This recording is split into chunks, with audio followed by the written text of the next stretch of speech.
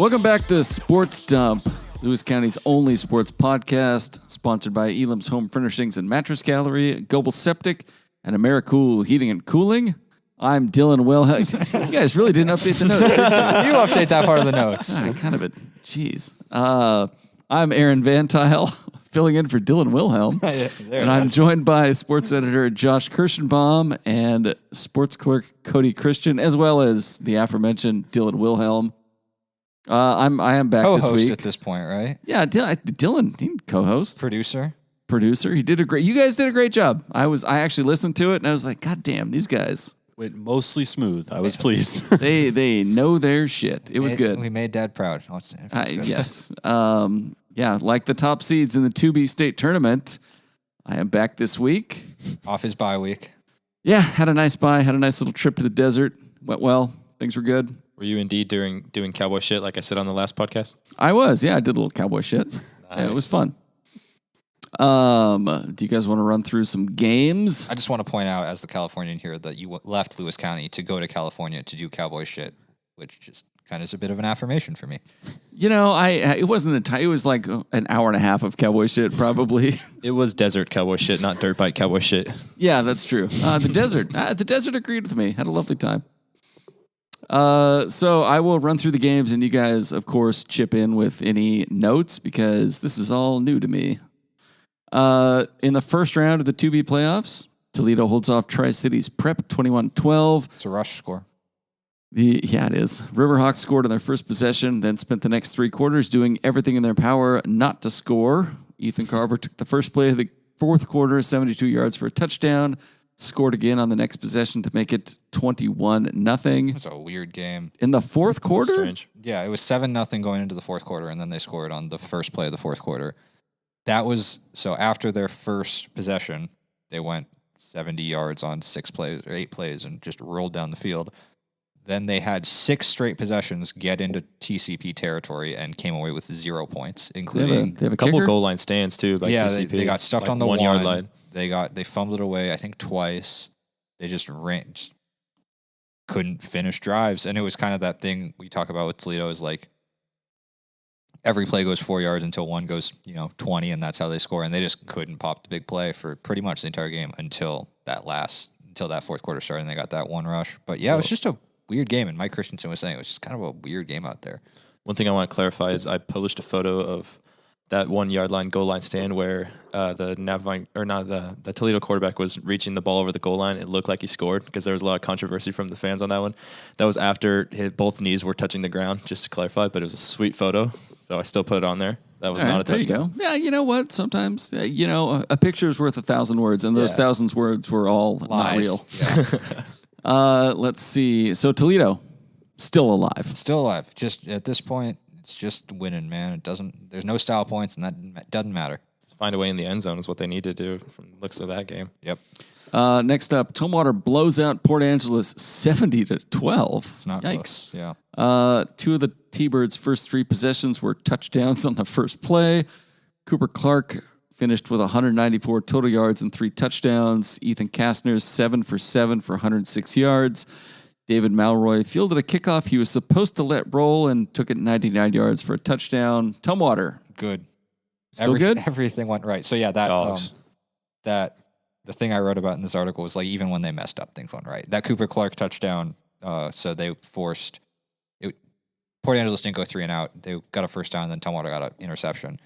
They took over on their 15-yard line. You script the first opening couple plays of your game like you normally do. Somehow Cooper Clark, who was not supposed to be on the field, accidentally runs out onto the field, and by the time they realize he's out on the field, it's too late for him to get subbed out. So they're like, screw it, give him the ball, and he takes it 85 yards for a touchdown. Port Angeles, by the way, had to make a 2-hour and 25-minute drive to Tumwater for that game. That was Friday night, right? That was Friday night. That's it? And then they had to drive back, and Friday night, Port Angeles was getting 65-mile-an-hour wind gusts. Oh, yeah. Just it was storm a up there. terrible night in Tumwater. Up and down the West Coast, it was bad. But yeah. Also for Port Angeles, that was their first state game in 12 years. Welcome back. Welcome back. Poor guys. Just an experience for them. So Tumwater, definitively still Good. alive? Yes, definitely still kicking. Okay. First time they won a playoff game in 2 whole years. Wow. Yeah. And congratulations. Drought is over. They're back. WFS loses to Highline 34-6. This was what, Friday? Yes, Friday night in Burien. Okay. Truly the pinnacle of King County. Everybody is like, oh, have you been to Burien? I always say no. Bearcats scored first, and then the Pirates scored 34 unanswered points to end it. Down 13-6 in the third. Highline took an interception, 85 yards for a pick six, 1 of 4 WFS turnovers. And the Bearcats, they had a good season. Did they exceed expectations this year? Meet expectations? I'd say probably meet Yeah. thing right around So, there. I mean, this was a team that was replacing a lot from probably its best team in school history, or They have a first-year quarterback. They're going to bring back, they're going to have to retool on their line. They're going to graduate Andrew Penland. I believe he's done, and he was probably the best lineman in the 2A EVCO. But they bring back their quarterback. They're going to bring back pretty much everybody who touched the football this year, with the exception of Declan McDonald. But they also have Tucker Land, who has a year and a half's worth of starting experience already, and as a junior, they're going to bring back every receiver. They're going to bring back their tight ends. They're going to bring back most of their defense. Good things happening. Okay. And then one final game, Nia Bay 86, Winlock 6. Thoughts? A game was played. It happened There in was Forks. football, I mean, was it? technically. A game was begun and ended. was a Yeah, I mean, score. that's a tough break for Winlock. I mean, Yeah. I don't think anybody went in thinking Winlock was going to win a state title or anything. No, I think this is kind of what they expected. And they're kind of in the same spot. They're going to bring back everybody. I think they had one senior. By the end of the season, they had one senior playing for them. And they're pretty much all freshmen and sophomores, and they're all going to be back. Okay. And yeah. This podcast brought to you by Goebel Septic, providing septic service, portable sanitation for Thurston, Lewis, Mason, Cowlitz, Grays Harbor counties. Cody, when was the last time you took a dump in a Goebel Septic sanitation station? Couldn't tell you off the top of my head, but I'm sure it's happened before. But when's the next one going to be, though? Soon and for the rest of your life? I hope it's soon. The colder, the better. Providing septic pumping inspection and riser installation, commercial septic pumping, grease trap services, porta potty rentals, and of course, they will rent you a sink to go along with that porta potty. You don't want dirty hands, folks. Visit goebelseptic.com. That's GOEBEL septic.com, or give them a call, 360-736-2167. When you need to go Bell. Yeah. A statewide recap. There were 40 first-round matchups last weekend and just 8 upsets. 3 were in the 1A bracket, and 3 were 10s over 7s, which just barely qualifies as an upset. Yeah. There were more 10 over 7s than 9 over 8s, which was kind of interesting. But yeah. Yeah, but I mean, yeah.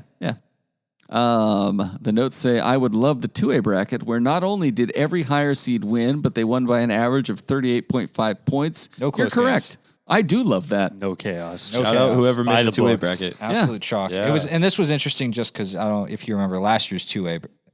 It didn't quite go chalk, but it almost went chalk. But like half the games were decided by 3 points or fewer. Mm-hmm.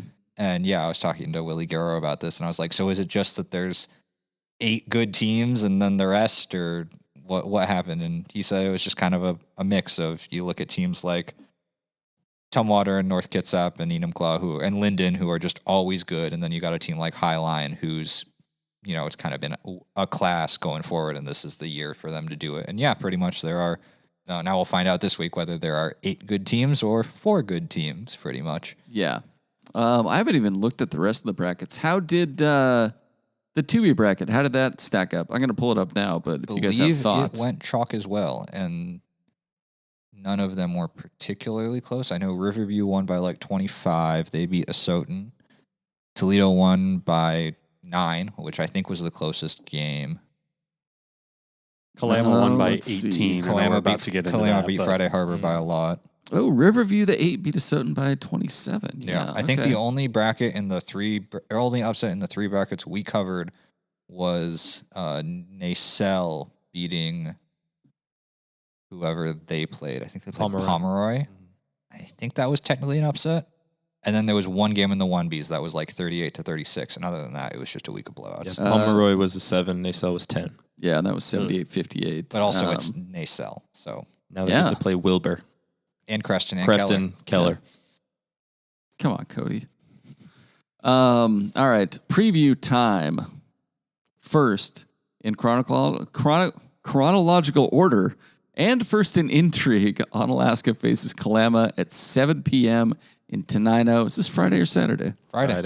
Friday night game. All right, nice. Love to see Under it. the lights on the blacktop. Sounds like fun. Onalaska and Kalama, they're buddies, right? They like each other? They'd have no history whatsoever. You could say there could be love lost as opposed to no love lost between these teams. Correct? Some would say. All right. So for those of you who have better things to do than be fully invested online in sports competitions between 17-year-olds in rural Washington, Kalama beat Onalaska during the regular season and won the C2BL South. However, Onalaska earned the number 4 seed in the state tournament and a first-round bye, whilst Kalama was awarded the number 5 seed. For those of you who do not follow all these matters, it led to some great content on social media.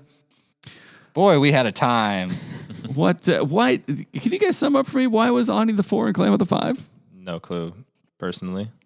Anyone else? I also don't understand. Professionally, Cody, do you have an opinion, or just personally that you're abstaining? Personally, I suppose. No clue why this happened. I mean, it is it's professionally, this needs to be stopped. Put Josh Kirschenbaum on the board already. Yeah, get a local rep on there. It is exactly the same if you're watching the. I mean, it's the same, but they're doing it the opposite way of if you're watching the, what's happening in college football and the discussion between Oregon and Washington, right? Somebody beat somebody, and then the question is the eye test, I guess. And pretty much the committee decided that Kalama won that game, but they think that Ani's looked better. And I haven't watched a ton of Kalama football this season, but I know Ani's good. Okay. Yeah, luckily, just like college, this is assuming that Oregon and UW meet in Vegas. This will play itself out just like that will. Yeah. So yeah, there's some controversy. And I mean, it just... You can pull up Twitter and see what people have said about it. Like, yeah, they've got some takes. They have some takes. There are some really weird, interesting takes coming from official team accounts, which is something that I don't think I've seen before. Well, Twitter's kind of the wild, wild west these days. Yeah, it is. Anyway, Kalama beat number 12 Friday Harbor. Poor Friday Harbor. They always make the playoffs and get smoked by a D4 team. Have to take the ferry down. They played at 2 on Friday because they had to work on a ferry trip. At least you got to ride in a boat. They beat Friday Harbor 32-14, setting up the matchup we all wanted to see. Kalama coach Mike Phelps told the Daily News out of Longview after the game, quote, "We certainly didn't play like a 4 seed tonight. I told him after the game, you can't gripe about it anymore because you didn't play like it tonight." So that's it. It's over. There's going to be no controversy from here on out, I'm sure.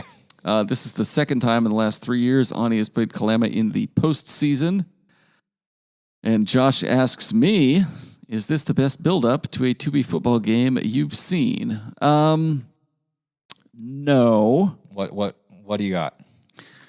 Let's see. When was this? 2015, probably. Napavine was playing Liberty in the state championship game.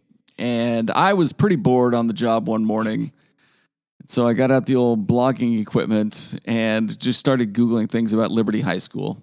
And wrote a blog post, just very sarcastic, off the cuff, just pasted in a bunch of crappy pictures about Liberty. And at one point, I put a note in there about, the headline was just like, what is liberty? And I described the concept of liberty, the freedom, being able to fight the mailman if you want, piss in your own yard, light a tire on fire, do all these things. I'm sorry, I thought this was America. I'm sorry. Yeah, it was very much that tone. But then the next line was like, liberty is typically an extremely popular concept in Lewis County, but not this week. Oh, boy. And so we published it, and I didn't think much about it. And somebody in Liberty found it and shared it on the Liberty Facebook page. And we got a lot of feedback. So you aren't very popular in Spangle these days? I was not for a time, no. I think Spangle and I have recovered. But at that point, that was a pretty big one. That was a lot of fun. That reminds me a lot of my freshman year. We played a playoff game against Chihuahua over at Gonzaga Prep. And nobody, tiny newspaper writer wrote a story about making fun of us for calling ourselves Pirate Nation. Like, I'm sure I thinking know we were that like guy. a college team or something. Yeah, but someone found it, and then Was it somebody named Brandon Hansen? It was almost certainly Could've Brandon been. Hansen. Yes. I don't know the name, but our coach at the time, Casey Johnson, who pretty much coined the term Pirate Nation, took it directly to heart, and that was like the sole motivator of our entire practice plan that week. Was they made fun of us, and we broke every huddle with that. And I have bad news for you. Yeah. Casey Johnson was very much in on the joke. Casey Johnson knew Brandon very well and was familiar with Brandon's work. it and might have been someone else. I don't Pasted know. that. No, he pasted it to the bulletin board to fire you guys up. Did it work? It did work, yeah. Casey Johnson, And good then- coach. And then something really funny I remember just to share, the locker rooms we were in, like the two different sides of it. They were both the men's locker room, but there was the coach's office, which had windows where you could see in the other side. They were just separated. And we like found an old cardboard box and wrote on it Pirate Nation MF with marker and put it up in the window. I thought when you Just- saw you could see into the other we locker thought- room, you were going to describe a Porky's situation. No, And I was we a were- little worried. No, we were just we thought we were trolling them, and we were really funny. And we did end up beating them, so I guess it did the trick. But anyway, that's a pretty off topic, but just a fun No, memory. that's Just getting in their that's head, very yeah. much on topic. good memory of the I- playing days. I just think there have been rivalries in this area that I've covered, but there just seems to be a little bit more coming into this. Yeah, this one seems more personal than just like some sports writers screwing around. Well, and like obviously, yes, Onalaska and Kalama have had a little bit of history the past. You could say there's no love lost. I It's could okay to say, say it. yeah, you could I- say you got to throw out the records when it comes to I'm these gonna say they things. don't even like each other that much. Whoa. But if you It's not look get at carried away. like I know I still carry the mantle of the guy who used to be in Longview, but like the last time this happened, there was the clear thing hanging over. I'm sorry, Onalaska. That Kalama team 2 years ago was just better. Like, and they won the first matchup by 52 points, and then Onalaska came back and Kalama only won the second one by 42 or something like that. This one is also the intrigue because it was close. Like that game in October was really good. It was tied going into the final minute, and Kalama just kind of barely pulled it out. So that also said it is a lot like the UW Oregon sort of matchup. Is that this next match, like this one, I have no clue what's going to happen. This would never happen, but I think it'd be really funny if, like, on their way out of the tunnel pregame, you know how like cheerleaders will typically hold up banners with some sort of saying, phrase, or motto. If it was just the quote, "We certainly didn't play like a 4 seed," and then they just have that the loggers run through that one. Way to give them Wouldn't ideas, happen, but I Dylan. think it'd be funny. Maz, I asked him about it, and his quote was that he saw it, but he wasn't worried about his players because, quote, I don't think they know anything about the internet. They're too busy hunting right now.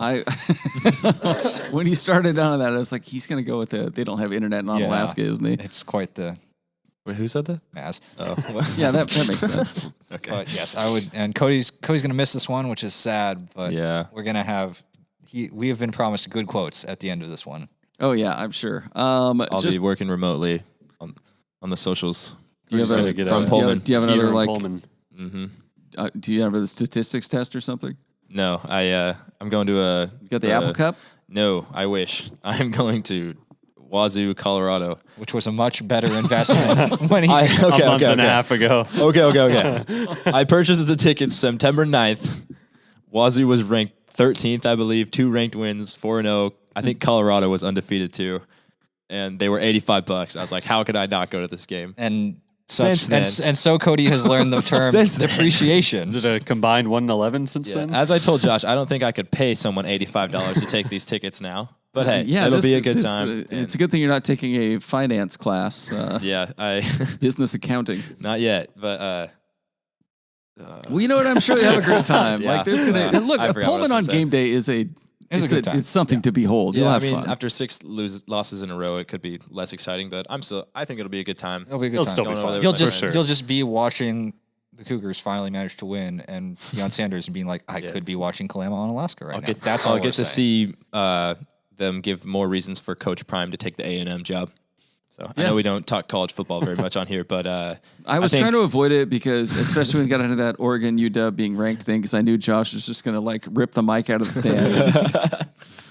I mean, jump on a soapbox. there needs to be some kind of documentary or 30 for 30 about that bye week in Wazoo and what the hell happened. 0-6 Sensei.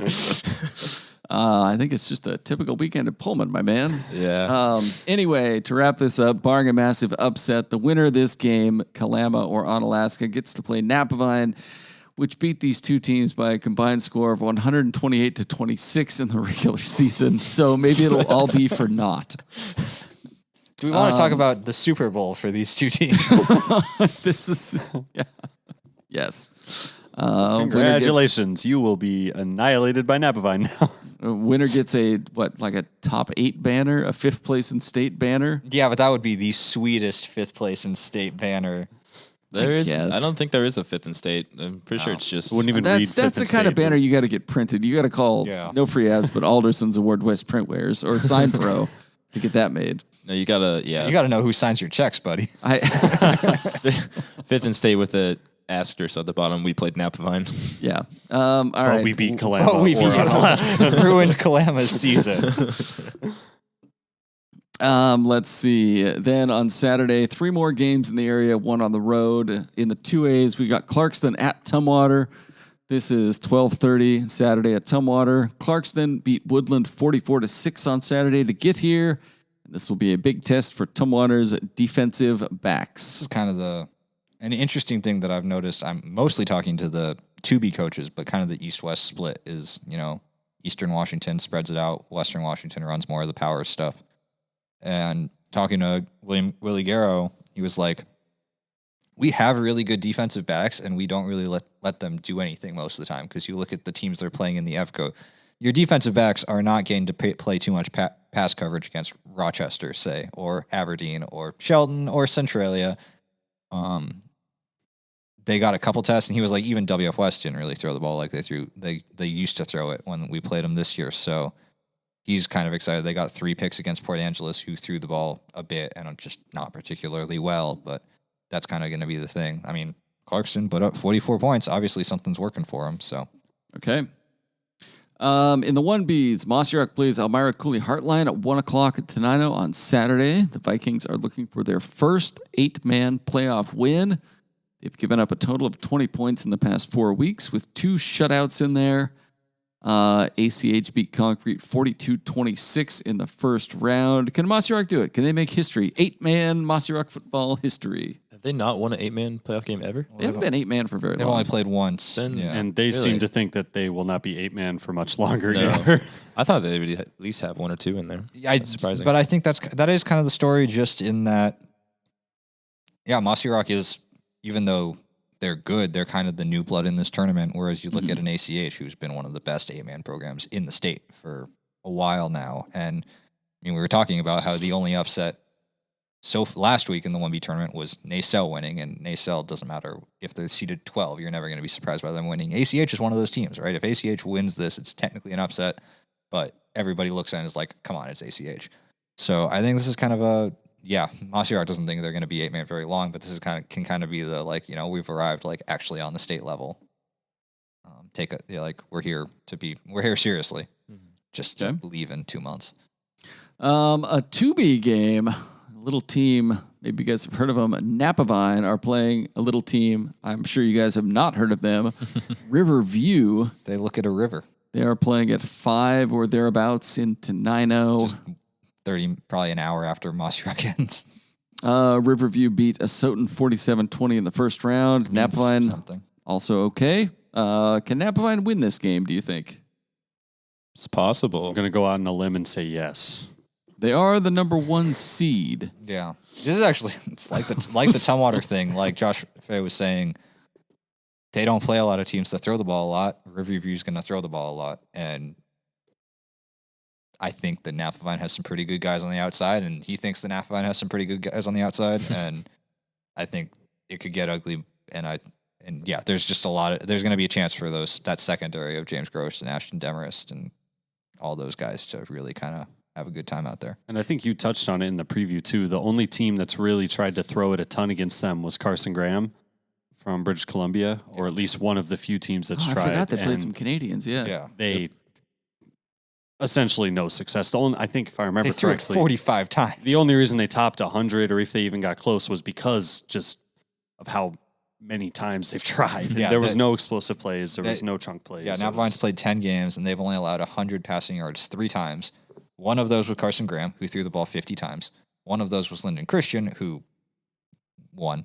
Yeah. And one of them was Kalama, who got 105 yards. Mm-hmm. So there really hasn't been any success throwing on Napavine. And when you face these Eastern Washington teams, they are going to try to throw, and it's either going to go okay or it's going to go really bad. And I'm guessing for Riverview, it does not go particularly well. Yeah, I remember a couple years ago, I think it was the year Onalaska won the title, or 2019, whatever that was.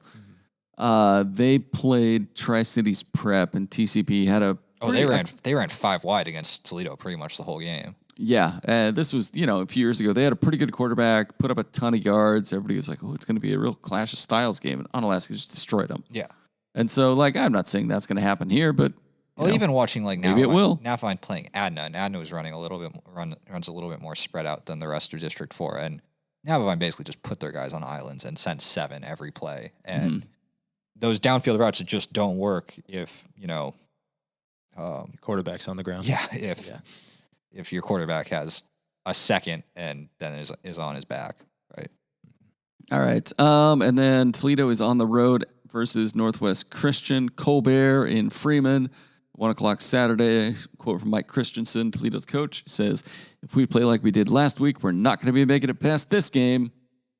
Toledo is once again the measuring stick for the East-West power balance. Can Toledo win this game? Toledo's the 6th seed? They're the 6th seed. It's their 6th straight year going across the state, and they are 4-1 in such games.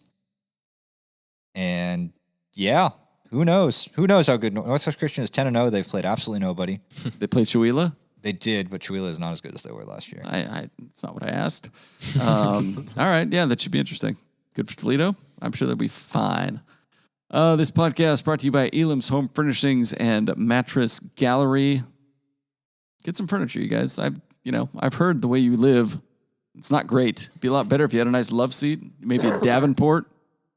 We were going to replace we had so much free space in this room without you here. We were going to replace it with a ton of Elam's Home Furniture. You're going to replace me with a nightstand? Exactly. Its takes are better. Visit their showroom at 1530 South Gold Street in Centralia. Check them out online at elamshf.com. Cody's almost at 1,000. We're going to need a new table here pretty soon. Oh, yeah. Hang on. Let me look. How are your numbers? It was like 4 away last time I checked. I don't know. I mentioned it to Dylan, and he didn't seem very excited to jump through the table. I'll do it. It's at 995 right now. So. You're going to break the table. And get on those phones, people. Let me text a couple group chats real quick. Yeah. Get those follows up. Just a bit of volleyball from last week. Dylan was there. Mossrock was 3rd in the 1Bs. Rainier was 4th in the 2Bs. Adna was 5th. Black Hills was 8th in the 2As. What was the biggest surprise of those, Dylan? Definitely Rainier. Topping Adna in that semifinal shocked me, shocked everyone that I think was there. I think even Cody texted at one point and was like, is this bracket right? Just because it was so surprising to everyone. Well, and just because I was there with you during districts and watched Adna just have almost no issue with Rainier, I was just really surprised to see that. They had played 3 times throughout the course of the regular season in the district tournament, and I think Rainier only took 1 set in those 3 matches. What did I tell you? District 4 goes to Yakima, and weird things happen. Yeah, and it was, it was the pretty traditional, we played them before, so we know what we have to do. And then in a nice change of pace, they actually just did it instead of getting blown out again, and they played extremely well. And as you love to remark, Aaron, what's hard to do? Have 2 quarterbacks. It's hard to beat a team 4 times. Yes. Yes, of course. So Rainier was easily kind of the story of the tournament, in my opinion, at least out of the teams we cover. Black Hills placing was also a nice surprise. Tumwater kind of got the short end of the stick in terms of the bracket, and they ended up playing 2 top 3 seeds. Because the seeding committee insisted on making Ridgefield 6. Yeah, including a loser out match against the number 3 team in the state, which was tough. And, Molly kind of talked about that. But and then Mossy finishing 3rd. I mean this with all due respect to Mossy. I mean this in a most complimentary way. That didn't stand out to me a ton just because that's kind of the standard there. And they're a younger team this year. I was surprised by that. Yeah. Just because, they had to replace a ton. And also, I almost wonder if they're happier winning a 3rd place match than losing their 4th straight championship. Like they looked happier in the photos. They were pleased. Yeah, they haven't I'm got sure. to end on a win in a while. Yeah. And Alex Nelson was pleased, and we haven't really touched on it because it's just speculation at this point. But again, it's kind of the worst kept secret that they seem to believe they'll be moving back to 2B. Just talking to Alex Nelson after, it was nice to end, get another top 3 spot in 1B, and we're ready for the challenge of moving up next year. And Mossy all that Rock fun adding stuff. next year sounds very interesting. Didn't they make this 2B state title in their most recent? Probably. And then I kind of touched on Black Hills. I wanted to touch on them again because I didn't expect much from them. They went in as the 12, and Carly Sampson kept it pretty simple at the end. They dropped the 7-8 match, but she goes, "Hey, we came in as the 12. We're leaving as 8. I'll take that." Pretty good. That math checks out. That was their first time placing in 15 years, something like that. I want to say 12, Uh-huh. but I mean, either way, Yeah. that's picking nits there. But Yeah. So. This podcast brought to you by AmeriCool Heating and Cooling. If you're either too hot or too cold at night, give them a call, 360-948-2355. It's their 24/7 emergency service line. If you're checking the Chronicle Sports Instagram account and decide your phone is getting too hot, Smash that follow button, smash baby. that follow button. 5 away. AmeriCool Heating and Air Conditioning, your comfort is their business, providing full-service HVAC installation services and repair with a 100% satisfaction guarantee with everything they do. What if we give a free newspaper to the 1,000th follower? Wow. Like if they're, Yeah. yeah, Yeah. you can come in and get your picture taken with Cron Boy. There it is. They could be a guest on the pod, yeah. I was thinking we could just have them go through the table. If Dylan wants to pop out.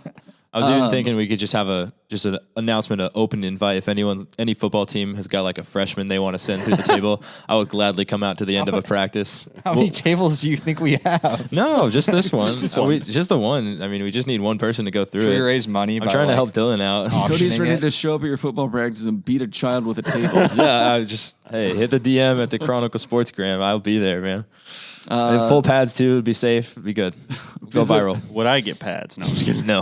Visit west.americoolonline.com to learn more. About sending Dylan through a table. Let's see. We've got a bunch of comments and notes and things, but first, an Instagram post from the WIAA. Hot take time. Yes. Been waiting You know for this what? one. I'm really happy with whoever runs this social media account. They do some good work. They've got a mascot power rankings. To fill in for the RPI. Yeah, number 1, Camas Papermakers. Number 2, Ridgefield Sputters. Number 3, Blaine Borderites. Number 4, Oakville, the Acorns. Yeah. Number 5, the Owaco Fishermen. Number 6, the Clarkston Bantams. Number 7, the Lincoln Abes. Number 8, the Richland Bombers. Number 9, Wahkiakum, the Mules. And number 10, the Toutle Lake Fighting Ducks. Aren't they just the Ducks? Stop trying to make fighting ducks happen, people. It's not gonna happen. Who was left out or ranked too high? Give me your I takes think on this the list. Richland Bombers are criminally low. That's Yeah. the top because comment. of if you know anything about the historic background to that, it's just Somebody watched Oppenheimer. It's great. There's that. I don't think Richland was not in Oppenheimer, but I It was took not I in took it. Washington They- State history in 7th grade. I know my They stuff. mentioned Richland in Oppenheimer. They were not there though. No, they were not there. I think you gotta throw in the Lake Washington Kangaroos. I don't Purple know. Kangaroos. What? Yeah, right. That's a snub. That's a That's snub. a snub, yeah, for sure. I don't think Somebody- mules should be on this list because I'm sure there's multiple schools that are mules. In I this, don't in know. this state. Mules is a I good feel like one. that's pretty common. Yeah, but the Same mule, with ducks. the mule mascot they use in this picture, that's a real dumb looking mule. Yeah, and it has been. And I think the I only saw- All due respect to the mules. I don't know where I saw it, but I saw the same logo from. It was some maybe a junior college or high I'm school. pretty somewhere. sure Central Missouri. Yeah, I don't know who stole it has- from who, but I don't know why I know that, but That's, I love the the- only thing about the Ducks that is interesting is the fact that they're the only high school that's licensed to use Donald Duck. That's cool, but you're also not the Fighting Ducks. Also, Toutle There's a Lake, lot not of a real Donald- place. so they're the Toutle Lake Donald is Ducks. not a real place. what do you mean by that? It's There's no not a Toutle place. Lake. It's Toutle, and it's just the place is called Toutle. Oh, yeah. There's Shout out. Toutle and then there's Silver, Silver Lake. Lake. Which Well, the hasn't high exi- school. It's the name of the high school. Yeah. It's like Yeah, but it's Wahkiakum not is a in real- Kathleen. Yeah, but the that's a Daily real News when place. Zach Swanson just signed his NLI with Oregon State, and they were like the best player in the Pacific Northwest lives in Castle Rock, and TDN was like Toutle Lake, Toutle Lake gets snubbed, and it's like no, Toutle Lake isn't a place. Yeah. Shout out. I like the earnest comments on here, which are like, interesting take. Unique is one way to put it. It's like, What do you think is happening here? Yeah, it's a joke. I do like the some of the native mascots are cool. The Hyaks are cool. The Chitwins Yeah. are cool. Chinooks are cool. Mm-hmm. Agreed.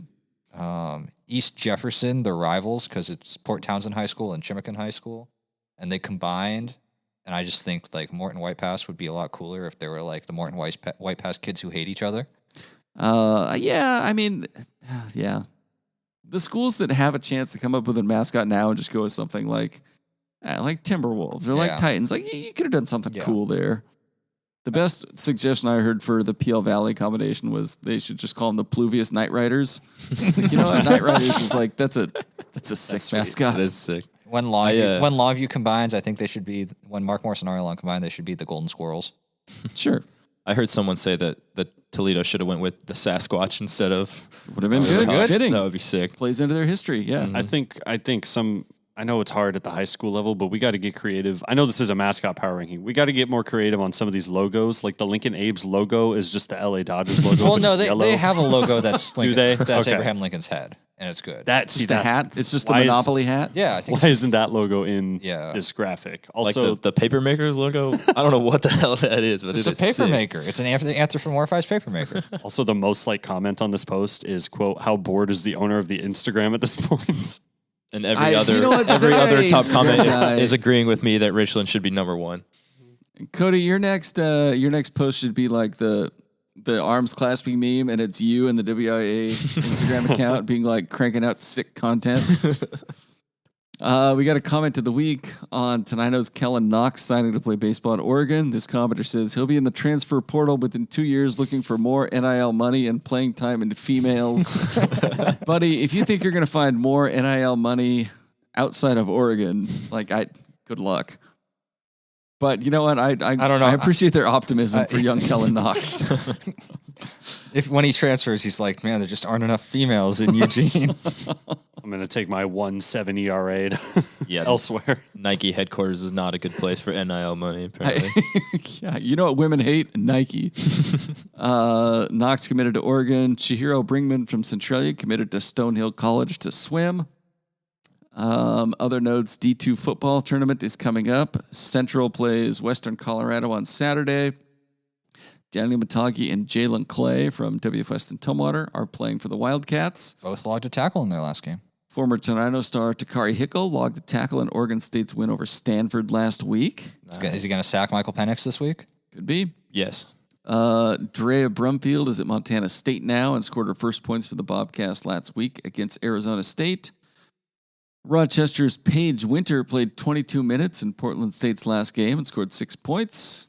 And my favorite, Kylie Waltemeyer out of Tumwater, has started all 4 games for the College of Idaho Yotes. and is averaging 7.5 points per game. Hey, the Yotes are still ranked number 1 in the men's side. I don't know. if we have any- Defending national champions. Isn't that where Jeff Glass is playing catcher? Or Yeah, I think it someone is, else? yeah. Yeah. Where are you guys going this weekend? Oh, he's going to Pullman. No, I'll be back. I'm going to try to get all my friends in the car and moving back. I'll see what time I get back, but I'll definitely be back for the Navavine game at 5. Yeah, we'll probably. One You're and gonna- 12 you're o'clock gonna- You're games. going to That's wake your boys up after a night in Yeah, Pullman I'm gonna and try. to get on the road early, huh? All right, we'll I'm see you gonna Monday. A tale as old as time. Where have I heard this before? Don't speed through Colfax. No, don't speed. Shout out John Waller. I think we'll both be in Tenino for Friday. The whole crew will be in Tenino. We need to talk to Jared and see if he's shirking duty for personal reasons again. Is he getting married again or Yeah, what? exactly. Second honeymoon already. And then I think Dylan's gonna go to Tumwater on Saturday, and I'm gonna go to Tenino for the Mossy Rock game, and then we'll probably all meet up again That's Nino. at Tenino at late night. All right, we're going to close it out there. Thanks for listening, and you guys did great last week. Oh.